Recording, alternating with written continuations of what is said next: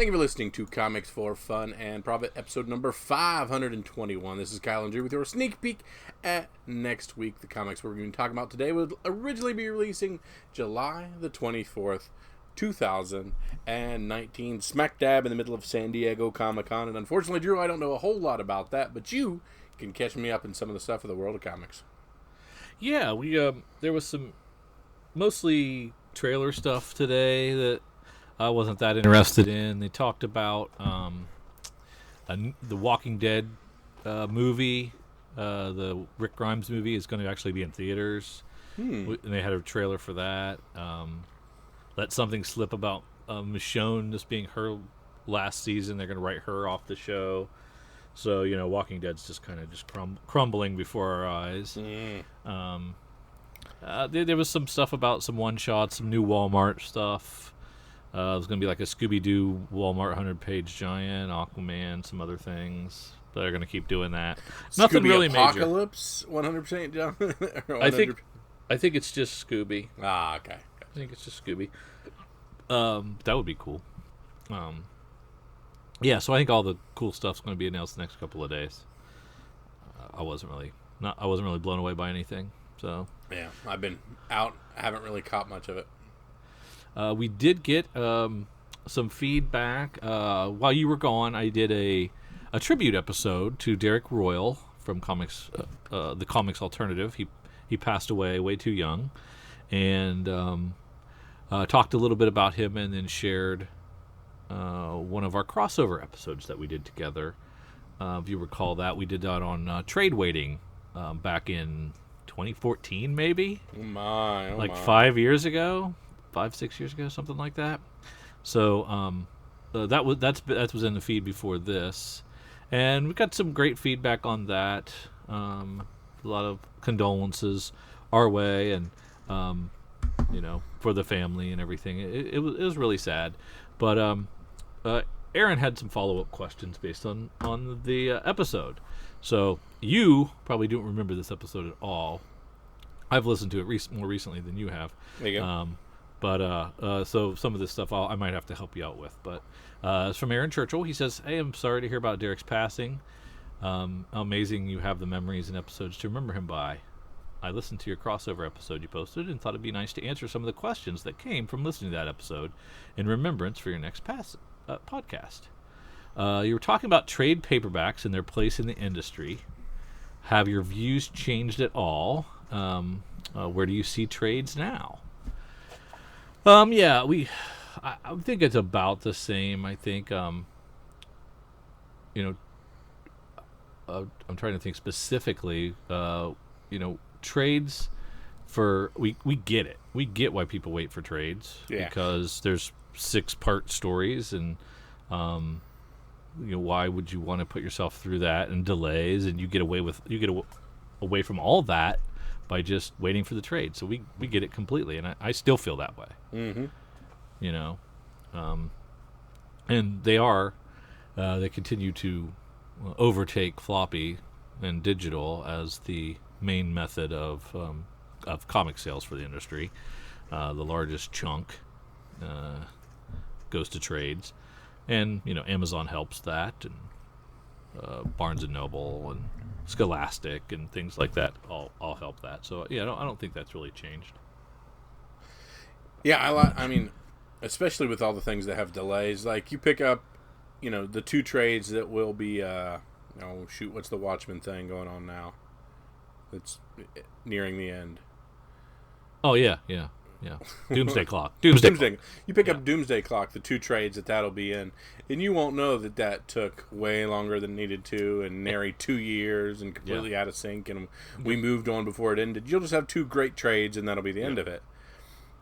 So these things are trades are great for that thing, and they're a great read. And I believe I said that in the episode, but I often like reading things in written arcs, which is usually written as a 6-issue arc or a 5-issue arc or whatnot. Those are, the perfect way to do it. I'm just traditionally stuck on enjoying floppy comics. Yeah. And of course, trades are my favorite way to get other people into comics still. I still hand out my Saga trade. I still hand out a Walking Dead trade. I still hand out, trades to other people just to be like, "Here, try this. Maybe we'll get into it. Here, try this Injustice trade. You really like it. He goes on to say, you mentioned getting more digital comics than floppy comics. Based on your recent conversations in the podcast and being a Cowabunga customer, how has that changed? It seems you don't do digital at all now. Where does that land? I still read a lot of my stuff digitally. I read a lot more digitally than I buy in physical medium, because I am cutting back in my physical media because of my space issues. But yeah, I still read the bulk of my comics digitally. And we're blessed that publishers still send us PDF copies of stuff. Yeah, and we're on lists, so we're blessed in that regard that we have the ability to read things digitally, pretty squat on time, and talk about those books and be up to snuff on those kind of things. Yeah, we get pretty much everything but Big 2 comics digitally. So, and sometimes months and months in advance. Yeah. Which is really kind of cool. Let's see. Have you made any changes to your hardcover, deluxe hardcover, trade paperback buying habits? How are you storing your comics now? Maybe I'll take that one first. Have you made a change to your hardcover, deluxe hardcover, or trade paperback buying habits? Don't buy many. Don't have that many for me. Sales and deals, that's it. I mean... Yeah. Yep. That's pretty much the thing, is if there's a sale or a deal or a clearance, heck yeah, I'll grab one up. But you'll never see me the first out of the gate to be like, I have to have this hardcover. I'm not paying $29.99 for a trade. Yeah. How are you storing your comics? You said storage was one of the reasons you were going digital. Well, okay. That was the plan. That was the plan. That was the plan 5-6 years ago. I wanted to read everything digitally and liquidate all my physical comics.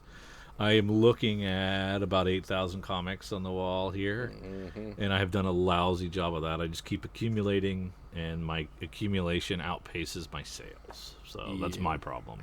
Yeah, unfortunately the same thing. My ideal situation is I have them in publisher box and alphabetical, and then, my Walking Deads and sagas and certain series in their own short boxes, on these racks that I've built and stuff like that. But unfortunately, life comes at you fast, and there is a good portion of stuff from a couple years ago, super well organized. And then there is just, hey, here's the stuff I got in June. Hey, here's the stuff I got in July. Hey, here's the stuff I got in a year ago March. They're all together. Yeah, no order at all. It's a mess. It's a mess, and it's tough. It's tough when stuff gets hot too. Yeah, you're like, oh, I know, I bought 3 copies of that. Where is that? Oh shit! Ding ding ding ding ding ding ding. Yeah, no doubt. I can't find it. Yeah, so it's we're both we're a mess. I'm sorry. We're both a mess. Yeah. Kyle said he uses his selling comics to pay for his weekly comics habit. How's that going? I think you still break even, don't you, Kyle? Yeah, I still try to spend what I make and try not to fluctuate a little. But unfortunately, I'm procuring more, and I think if I did a large push out of things, and that I could perhaps reach for some grails if I did some good selling, but I just have to find the time to do a lot more sales. And you and I have talked about having some sort of local con to liquidate our stuff, but we've yet to move the needle on that either. Yeah. But you still break even from month to month. You sell enough. I'll go down a few bucks. I'll reach a few times. I'll add a few extras here, but for the most part, yeah. Yeah. So Kyle's doing much better than me. He's either breaking even or making a little bit from month to month. I started really good out of the gate. 5 years ago, I was socking the money away because I was selling all my keys, and I had so much stuff gone.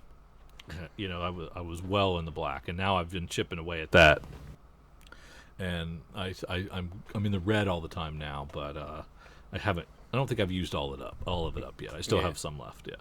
But overall I'm okay, but the trend line is down.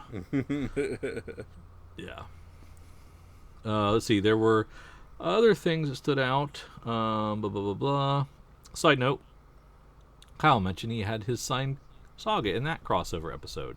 I'm starting to think that Saga is Kyle's Amazing Spider-Man 300 in reverse. I don't know what that means. It is one of my favorite books of all time. It is one of the things that really grafted me to what you can do outside of the big two in comics. Other than Walking Dead, Saga is the big one that's like, wow, this is completely original, so much fun, and I cannot wait for the next one. So yeah, I still have that number one. I still have that complete Saga run. I still have multiples of. I have the complete run 2 times over, except for number one.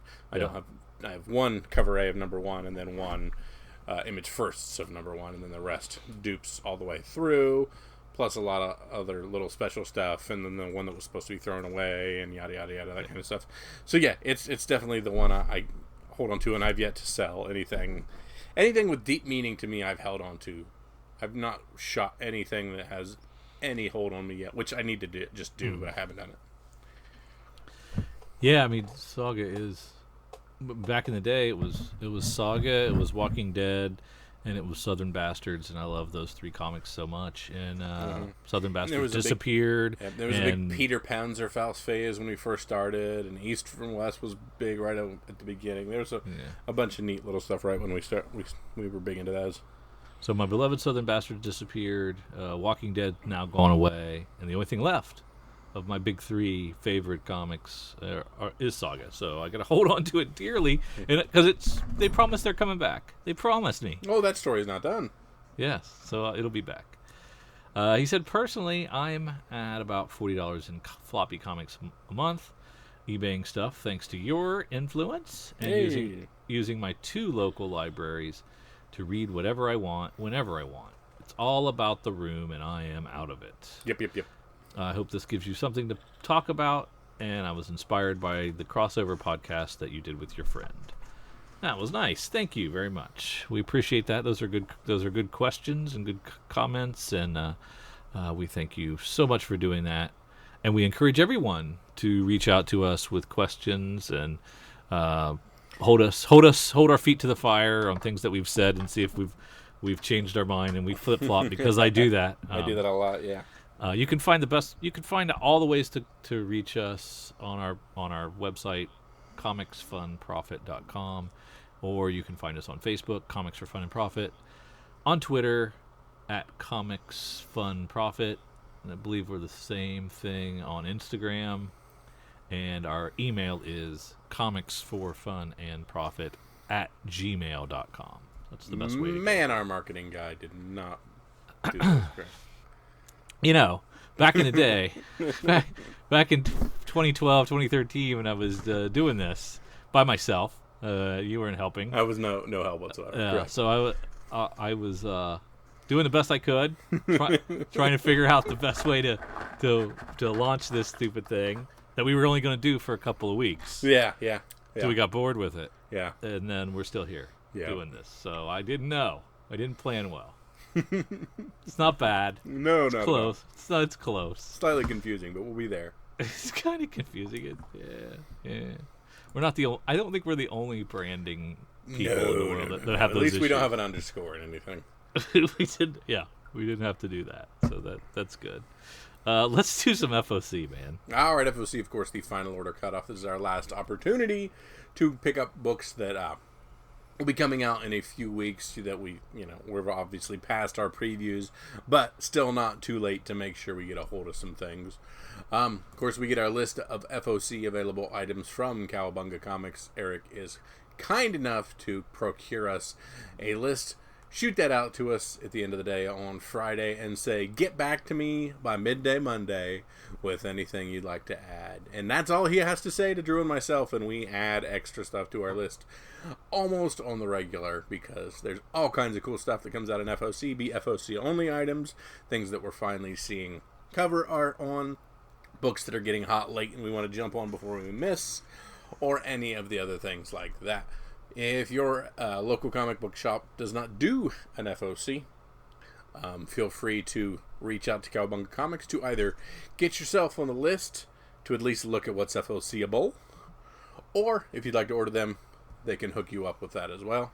They do awesome extra stuff for us, and we are very, very appreciative. All that stuff can be found in the show notes from whatever ability you are listening to us. Of course, Eric pulls 4 items from the FOC that he likes to say, hey, these are things that I'm hearing some good movement on or things that just intrigue him. So the first thing we want to talk about from Dark Horse being Strayed, number 1, the cover A by Wando. We also have Black Mask's Year of the Villain, number 1 from DC Comics. Of course, Tom Taylor writing that, so that is also something Drew and myself are big fans of. Captain Marvel, number 9 from Marvel Comics. And that is the Christopher Marvel 80th frame variant. And, of course, Silver Surfer Prodigal Son, number 1 from Marvel Comics, written by Peter David. Those are the things that Eric likes to pull out and show us the cool cover art on and say these are things that also might be intriguing to some people. So, Drew, let's jump in and see what, from a spec perspective, anything rises to the top for you and I. Let's start in Dark Horse.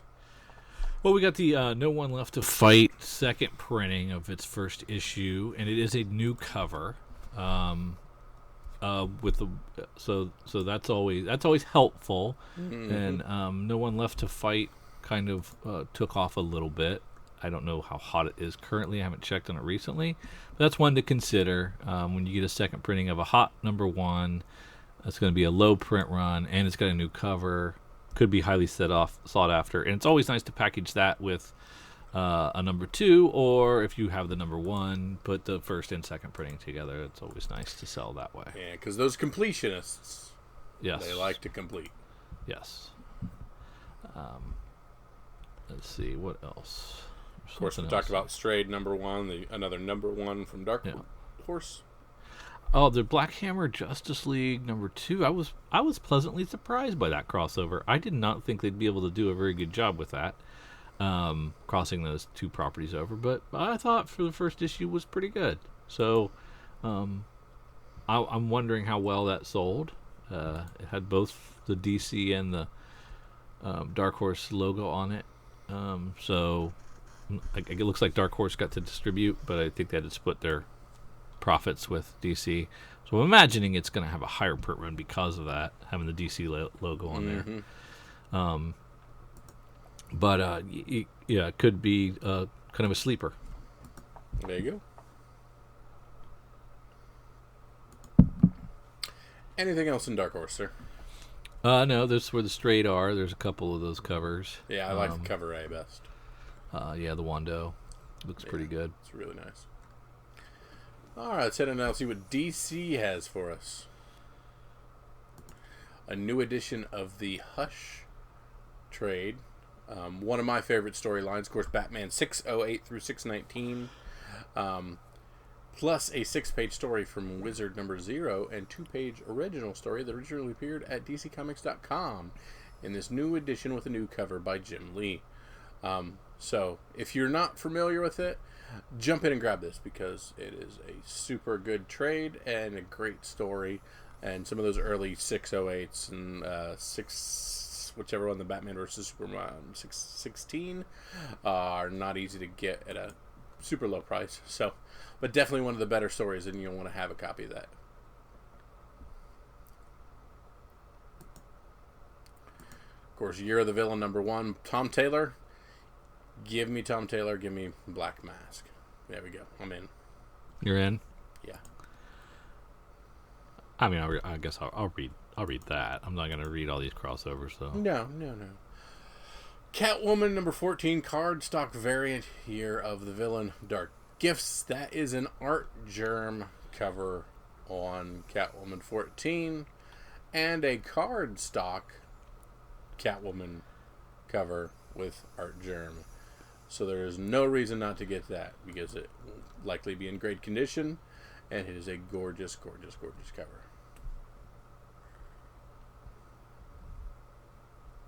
Heard good things about this event, Leviathan. Did you read the first one, Drew? Yeah, it was good. Bendis, of course, writing that from the award-winning team of Brian Michael Bendis and Alex Maleev. DC's biggest whodunit of the year. The world's greatest detectives, Batman, Green Arrow, Lois Lane, Plastic Man, The Question, and Martian Manhunter had gathered to solve the mysteries behind the true identity of Leviathan's leaders.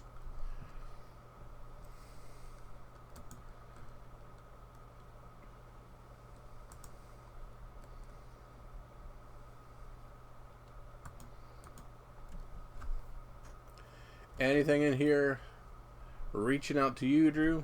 No, nothing else in DC. Derek Chu with a really nice cover A on Supergirl 33. Another cardstock Year of the Villain Dark Gifts variant. Very reminiscent of what Art Germ was doing with the Supergirl covers. It's another really nice one that you may want to make sure you get. And there's a lot of people always wanting Adam Hughes covers. Of course, Superman 14, Year of the Dark Gifts, the variant. There's an Adam Hughes variant. So those are usually worth picking up because Adam Hughes people love their Adam Hughes covers. What's it look like? As you said, Superman or Supergirl? It's the dog. The front. It's the dog mostly. So what's his name? Shoot. Crypto. Yeah, Crypto's your It's not a great Adam Hughes. No, it's not, but I don't think for Adam Hughes it really matters. I like his women. I like his women. That's right. Let's go down to wait. What's Titan's Burning Rage #1? I've glossed over that in this list. Not real sure. Dan Jurgens. Okay, this is never mind. This is stories originally published in Teens Giants 1 and 2. So this is the repackaging of the Walmart ends. Yeah, must be. There can be 7 of them. Wow. Okay. Yeah. And Jenny Frison on the Wonder Woman 76 Dark Gifts variant. Really good stuff. All right, down to IDW. Kanto with a 3rd print. Kanto 2 with a 2nd print. So if you listened to us and made sure you picked up Kanto 2 on that 1st print, it apparently sold pretty doggone well. Yeah. More crossover with Marvel Avengers 7, Marvel Captain Marvel #1. So they continue to cross over with IDW. So what's Transformers 84 #0? Transformers 84 #0. An all-new prequel to the original 1984's Transformers #1, celebrating 35 years of Transformers. Oh. Yeah, and I have a couple copies of that 1984 Transformers. You got to get this. I do, and I didn't for some odd reason. I missed that completely. So it's Transformers 1984 0. Yeah. So it goes in your run. It does. It would go in your run. Yes. Even at $5 though. It's a tough one. Ooh, yeah. Slot me in for one of those if you would, please. Okay. Because I do have a pretty. For having these when I was tiny, I still have one of them's in super good shape. My #1. No way. I swear to you. Your kids have played with them, haven't they? No, I know better than that. They don't get to touch your comics. Yes. I think that's the only IDW I saw. Yeah, that's the only one worth getting. We're not talking about. I see no TMNT worth looking at on this one, so no. Just that 0 issue of that 1984 run. Image. This White Trees is pretty interesting. It's a Chip Zdarsky, but it's only okay. It's a Chip Zdarsky doing the writing, Chris Anka on the art. It looks really beautiful. The cover's awesome. It's a 2-issue miniseries. I ordered both. It's kind of crazy that it's only 2 issues, right? Yeah. I mean, this is the idea of like it's an oversized 2-issue miniseries for $5 each. So why not make it a 4-issue miniseries? It's a treatment. We're just trying to sell a TV series. Oh, is it? I imagine that kind of thing is the thing we shoot for. It's a $5 book too. Yeah. Good to see Reaver #1 going to a 2nd print. Good for our boy Justin Jordan there. So that's awesome. And issue 2 coming out as well. So seems like a good series. Jump on 2nd print for #1, and there's #2 as well.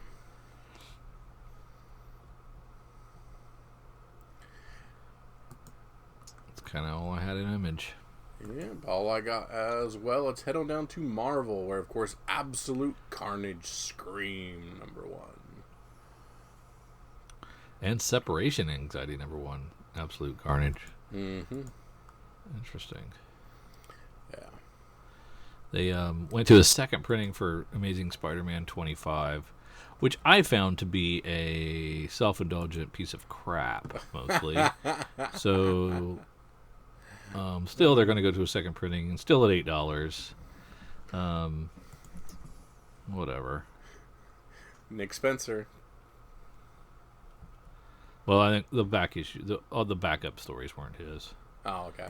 Those were the ones I had the most problem with. Gotcha. We got a J. Scott Campbell cover, of course, for the second printing of Black Cat, and we don't have an image. So, does that mean we have it's a different cover?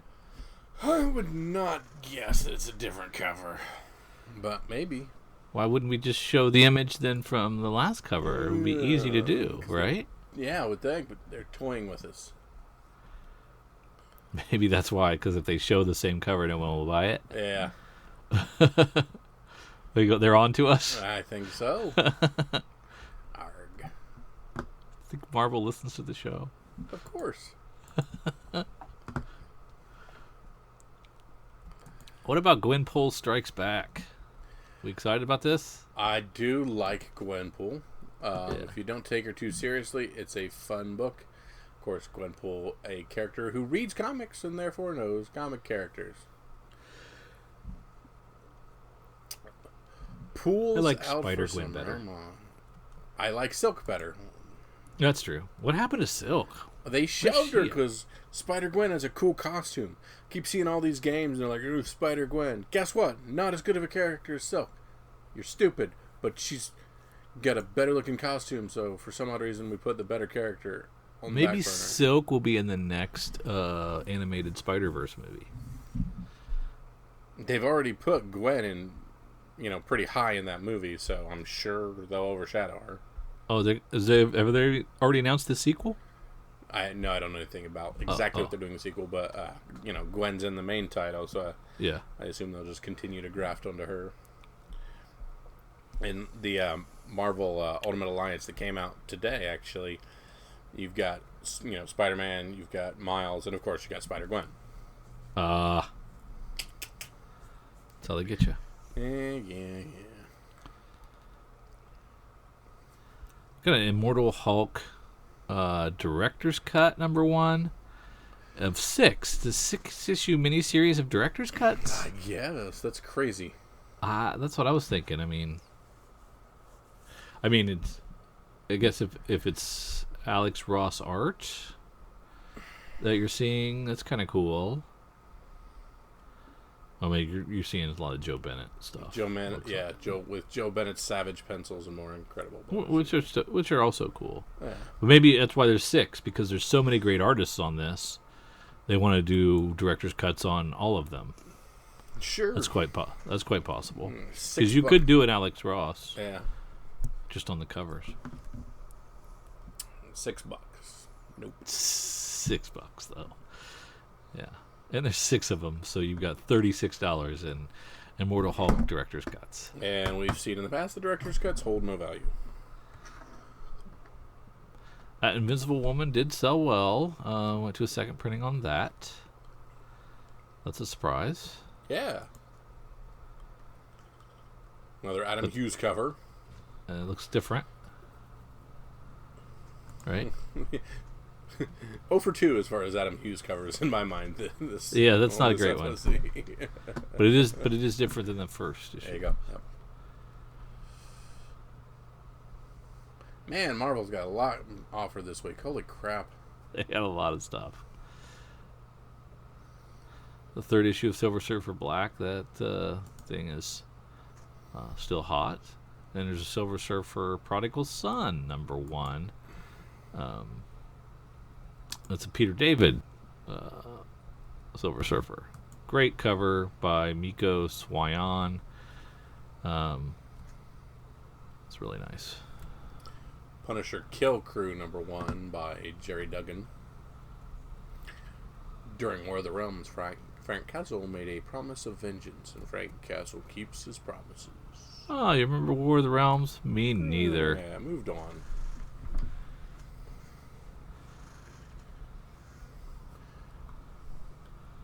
I believe this Star Wars Target Vader is kind of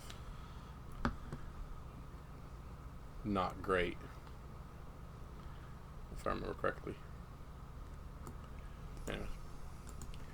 I think that's the one that turned Vader into kind of an anti-hero, which is not how I like my Vader, or Vader is really supposed to be.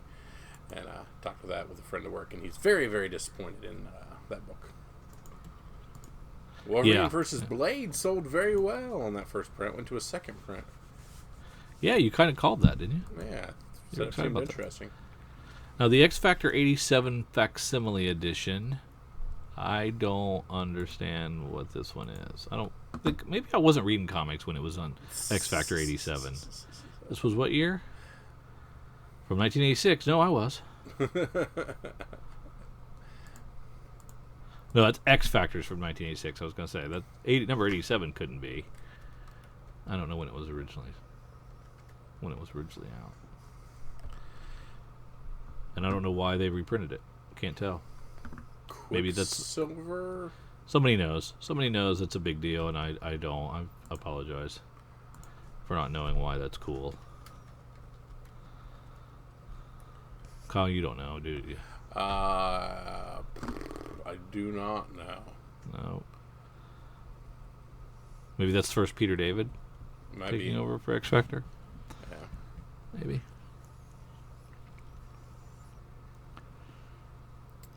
That's all I had. Nothing special for me there. Anything in our smaller publishers? I'm taking a glance. Not seeing a lot. What is Once and Future from Boom? Karen Gillan, Dan Mora on art. Okay, wait, we're here. Cut your attention. Yeah, when a group of nationalists use an ancient artifact to bring a villain from Arthurian myth back from the dead to gain power, ex-monster hunter Brigitte McGuire escapes her retirement home and pulls her unsuspecting grandson Duncan, a museum curator, into a world of magic and mysticism to defeat a legendary threat. All right, I'm in. Yeah, there you go. They got you. Dan Mora art on this is enough for me. Karen Gillan writing, okay, deal. So yeah, this seems pretty rad, and it kind of seems like a modern retelling of course, King Arthur and Excalibur. And Watcher #1 from Zenoscope. It's a $6 horror from Zenoscope. Check it out if you were so inclined. Mm-hmm. And Once and Future King is also one of my favorite books. So just FYI. Oh, is it? Yeah. Did not know that. Oh, excuse me. That's all we had. All right, that's all we got for the FOC. Of course, if you see anything on here you want, feel free to reach out to your LCS. They have until Monday to add to the orders to hopefully get you those books. If not, you can look us elsewhere. We had to look elsewhere, and we looked at Cowabunga. Let's slide over to Cover Price's top 10 best-selling comic books. Well, top 20, really, because we'll look at the runners-up as well. See what we blew it on for this week. Yeah. So we didn't do a very good job last week. Reaver, you were all out on that. I believe that was your pick. It's #1. Boom shock. So it sold 96 copies this week. 7-day trend of 226% of cover, and had a high raw sale of $30. Good call, Kyle. Yeah, sometimes even the blind squirrel finds a nut. Yep. Marvel Comics Presents #6 continues to sell. It's selling really well. Sold another 109 copies. Raw sale of $85. We really missed the boat on that one. Missed like friggin' crazy. I didn't drag out my Paper Girls. Crap, I haven't been home. Paper Girls has a full series order from Amazon. Fans felt they had to move on copies as soon as possible. It sold 56 copies. A high sale of $143 for a CGC 9.8. I literally have 10 of these. Did you have any of them CGC'd? No! I swear to God, where was it? I looked at it. It was signed by everybody, too. And it was like $60 at one point. And I just didn't. And I should have. Oh, it was a Signature Series 9.8? It was a Signature Series 9.8 on that. Well, that'd be a $500 book. And it was like $65. And I was like, dang it. We got Turtles 95. Still sold 62 copies. Yeah. And sold a 9.8 for $110. Yeah. Wolverine and Captain America Weapon Plus #1. Thought this seemed hokey. Turns out I was wrong. Yeah. Sold 47 copies this week. Dang. And around $10. Yeah. Pretty solid. Easy way to flip your money. Yeah. Captain Atom 42 from 1990. This DC is in book. quarter bins. I've seen this in a quarter bin. This is the first appearance of death in the DCU, or an aspect of death. Last week, it was mentioned that Action Comics 894 was the first. Apparently, it's not. It was the first approved use by Neil Gaiman and marked the more modern-day version of the character. Hey. With this news of Captain Atom's number 42's importance, it sold 13 copies and had a raw sale of $90. I don't have it. There's no way I have this piece of garbage. I would. There's no way. I would have never picked that up. No. And it's a, how much did I say? Yeah, no $90 book. $90 book. Yeah, there's no way I would take my finger and squirt my glasses up and go, excuse me, this is a different aspect of death than first appearing in the DC. No. Yeah. Would not have known. We thought it was Action. Everybody bought Action, and then it wasn't. That's funny. Yeah. Let's see. Turtles 51. What was the character's name? I can't remember. Jenica? Jessica? Yeah. Jerica? Jerica? Yeah, Jenica, I think. One of those. And anyway, it's $53. Then there's 90 number. Let's see. Turtles 95, which is selling very well, $30. There's Marvel Comics Presents number 5, which had the single, like the cameo appearance of Wolverine's daughter in it, and that was that's selling for $53, also selling very well. Walking Dead 190, which is the beginning of the final arc. Mm-hmm. Still selling really well. I gotta sell these all. It's a big run. And it's selling for $15. So it's interesting that they're going back 3-4 issues now to get all of them. That's pretty cool. Walking Dead number 2 or 192 is the CG seeds are selling for over 120, but the others are selling for about double cover. So still not big money for that. But 193 ain't moving. War of the Realms Omega number 1. It's a variant, sold 18 copies. High raw sale of $84. Mortal Hulk 20, back on the old trend. 33 copies sold of Immortal Hulk 20. And had a high raw sale of $9, so double, triple cover there. Turtles 51 Artist Edition. Getting real rare on those ones. Well, is that like the IDW Artist Edition that sell for $100? Yeah. Or retail? Yeah. So 14 of them moved, and they're selling for $300. Why?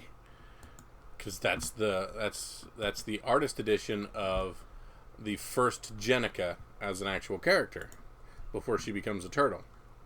Oh, so it's not the big coffee table book version. No. It's the 1 in 10 sketch cover. Which, okay. Yeah, which didn't go that deep. A lot, it didn't sell a lot. So that's, again, you got your regular cover, you got your Eastman cover, you got your blank cover, and then you got your sketch 1 in 10, and that 1 in 10 because IDW does this giant artist editions. Yeah, no. This is just the sketch version. This is the 1 in 10 ratio. Why would they do it? Why would they do a full artist edition of just that issue? It doesn't make any sense. Yeah. Let's see. We have Kanto number 1, the variant. It's kind of cooling off a little bit, they're saying, but it's still selling pretty well. This one's selling for $28. Still 37 copies of it. Let's see. We've got Wolverine and Captain America Weapon Plus Bacalo variant. Selling for $10. And how many did it sell? 27 copies. And let's see, No One Left to Fight number 1. Still selling well. 32 copies sold. Selling for $14. Miles Morales number 8. Sold 30 copies. around $19 for those for a high raw sale. Spawn #1, hot again. It always sells well. Sold 33 copies of Spawn #1 for a high of 119 for a CGC 9.8. And there's probably 2 million copies of this book out in the wild. And it's selling for that well. That's amazing. Let's see, The Eternals #1 with a 25-cent cover from 1976. It's the only Phase 4 MCU title that has been confirmed so far. We should hear more of that this weekend, I would guess. It sold 30 copies, had a 7-day trend of 100% increase, and had a high sale of $1,149.99 for a CGC 9.8. Yeah, this thing next week will be all, if we get anything else on Phase 4, those are going to be all the books that everybody's scrambling for. Yeah. It is very odd that 193 is not in here because it sold a whole bunch of books. Yeah. A lot of those moved. People, so maybe they were getting them for a cover or $5 or something, and that's why it didn't make the list.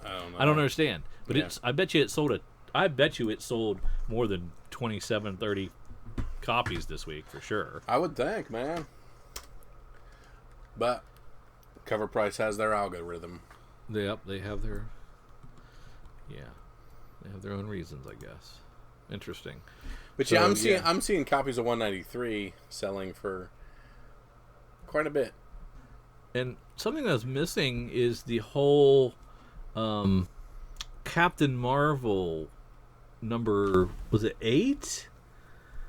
That had the new character in it? That didn't make it on there either. Are you familiar with that character? Her name is it Star? Does that sound right? I have no idea on that one. I missed everything about that. You've been out. I forgot. Yeah. So Captain Marvel, number 8. It features a new character. First appearance of Star. Yeah, first appearance of Star. She's in it throughout. Introduced early, has conversations, and it's like selling for $30. The 1 in 25 is at 90. Selling really well. Oh yeah. Yeah. Now some people are saying that could be a scroll, so it might be a short-lived thing. So grab it, flip it. Before it turns out to be nothing. It could turn out to be something else. So you never know. Jeez, and there's a 1 in 25 variant that went for $110. Yeah. So Captain Marvel number 8 might still be on shelves somewhere. Mm-hmm. I did not make it into LCS the last 2 weeks, so I haven't been able to check for any of these things. Yeah. Bad flipper. Preoccupied flipper. That's it. So that's back to the sneak peek, I guess. All right, let's head on into our sneak. Let's head over to thepreviewsworld.com. Find July 24th, 2019. In our new releases, find table view. Of course, July being 5 releases within 5 release weeks within July. So let's start where we always like to start. Let's start in image. There's Farmhand number 10. Did I tell you I was in Farmhand number 9's letter column? Yes, you did. I'm going to tell you every time. I know you mentioned it many times. I'm letting you get by with him. It hasn't gotten that annoying yet. I'm immortal, dude. That's right. That makes me immortal. Little Bird going to a 4th print. That's pretty awesome. And Spawn 298 going back for a 2nd print, but we don't know what it looks like. So well. All right, let's move on down to Dark Horse. Of course, Brian Wood continuing to write his Aliens series, so that's pretty cool for him. Yeah, not much there, is there? Nope. Let's head on down to IDW. Also pretty weak. That's Starpig. Starpig is Delilah Dawson, Francesco Gaston, and Sarah Richards. It's about 16-year-old Vess who gets packed off to spend her summer at space camp which is literally in space. Huh. Yeah, we talked about this during the FOC, and I hated it then, and I kind of hate it now. Gotcha. But the thing I hate the most is TMNT Rise of TMNT Sound Off #1. It is the god-awful Turtles from Nickelodeon Current that has Raphael as like 65 feet taller than everybody else. So they've spun off yet another one? They have 2 series going like that? I guess. And like Donatello has a hammer now, and Raph doesn't have size. He has Thanos. It's so stupid. Yeah. Why am I mad? Moving on. DC. Batgirl cardstock. You're the villain variant is somebody. Batman Curse of the White Knight #1. Yeah, I'm excited about that. Sean Murphy did an awesome job with the first one. So we shall see what he does with the explosive sequel to the critically acclaimed blockbuster White Knight. Detective 1008, Year of the Villain. Oh, always cover B there. Joker covers always sell really well. Yes, so, indeed. Take note of that. It's a pretty good looking cover. Captain Cold on the cover of Flash. I think I missed out on the Freedom Fighters. I heard that was a really good series. It's too far past me now. Wonder Woman cardstock 1 has a cool Jenny Frison Cheetah. And that's all I got for DC. Anything else from you, brother? No. Nope.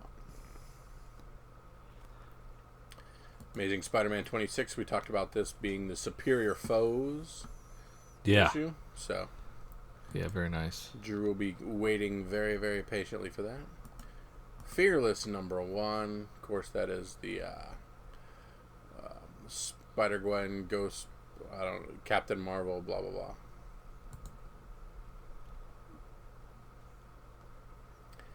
House of X. We got Valkyrie Jane Foster. So she didn't die very long. Mm-mm. It's almost like it's comics. Yeah. And we got another facsimile edition. This is the Dark Phoenix Saga Climax issue for X-Men 137.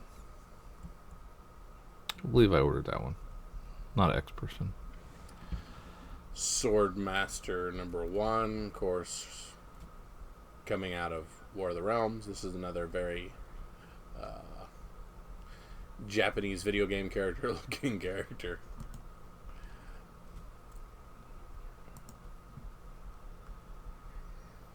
But he does get his own action figure variant.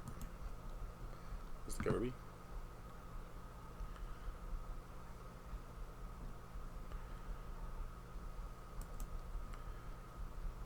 Web of Venom Funeral Pyre #1.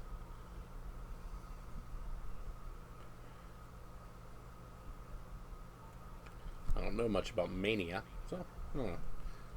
Man, I gotta catch up on my Carnage stuff. Alright, anything else in our back half? I'm looking, and man, I don't see anything jumping out at me at all from a flippable aspect. And I'll probably be kicking myself at some point, whatever I missed, but I glanced through it, I don't see a darn thing. Dark Red sold well. And we've talked about this as it gets, when it's San Diego time, sometimes some publishers just take the time off. Yeah, when there's 5 weeks sometimes. They want to get everything out early, and they don't save anything for later.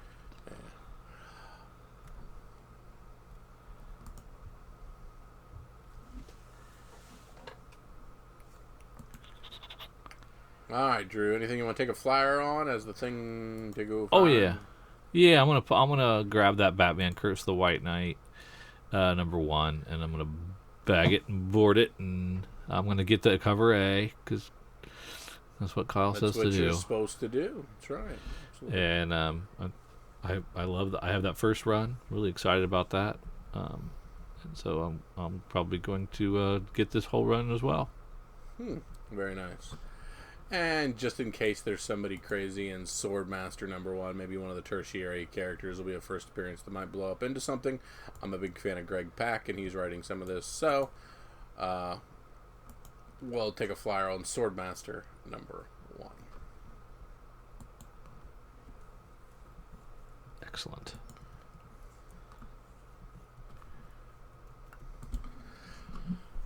Of course, this has been Drew and myself for sneak peek at next week for Comics for Fun and Profit. We appreciate you sticking with us and taking this deep dive into what's coming out on July 24th, 2019 in your local comic book shops. Of course, like I said, we got San Diego going on this weekend, so a lot of news will drop. Pay close attention to what hits there, because that will be the current fast flip items, whatever Phase 4 becomes, if we get any of the Phase 4 or anything else that's reaching a little further into the next couple years from things. I saw perhaps some Hulu series of Ghost Rider or something like that. So, yeah. You said so that. We'll see. Cool. We don't know. So keep an eye on that kind of stuff, and of course, come back next week to Comics for Fun and Profit, where Drew and myself will break it all down.